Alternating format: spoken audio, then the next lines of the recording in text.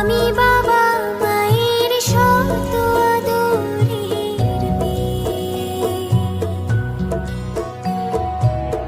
আমি বড় হই সকলের ভালোবাসা নিয়ে, আমার দু চোখে অনেক স্বপ্ন থাকে, আমি পড়ালেখা শিখতে চাই।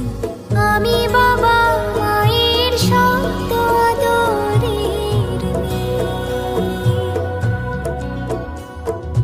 যদি চার দেয়ালের মাঝে কাটি সারা জীবন, তাহলে থাকবো শুধু বোঝা হয়ে। শিক্ষা আমায় মুক্তি দেবে, মুক্তি দেবে।